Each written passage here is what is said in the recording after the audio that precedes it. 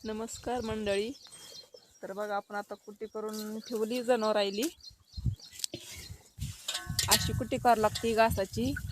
अशी कुट्टी केली ना घासाची तर वैरण पण पुरवा येते आणि घास लावायला म्हणजे आपण कुट्टी मिश्रण घेतली म्हणजे अशी कुट्टी करून जनावरला खाया येते.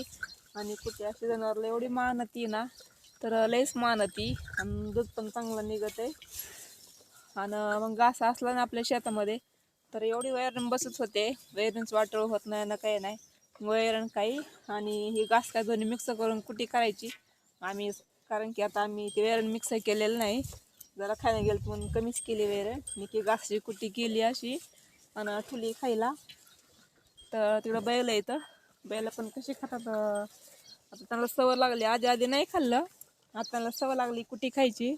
ते आता मस्त कुट्टी खाऊन असे बसतात निवांत खाऊन. पण एवढंच की असे वैरण ही वाटोळ होत नाही काही नाही. मग ती कुट्टी मिशन आपल्या शेतकऱ्याला उपयोगाला येते बघा.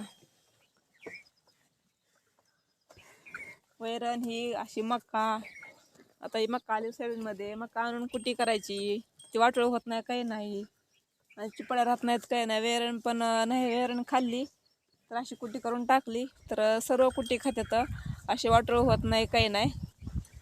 त्यामुळे जनावरांसाठी चांगली कुट्टी मिशन चांगली घेतलेली योग्य आहेच. कारण की ज्यांच्याकडं कुट्टी मिशन नाही त्यांनी जरूर घ्या, म्हणजे कारण अशी वैरण ही वाटोळ होत नाही आणि घास पण वाटोळ होत नाही काही नाही. म्हणजे कोणतंच असं वाटोळ होत नाही, सगळं खात्यात. कुट्टी केलं ना सगळं असं कोणतं वाया जात नाही काही नाही. त्यामुळं कुट्टी करून आम्ही टाकीतो. तर तिथं ठुली, पाठीमध्ये ठुली. तर आधी आधी नाही खाल्लं, आता आता खायला लागल्या, सवय लागली ह्यांना खायची.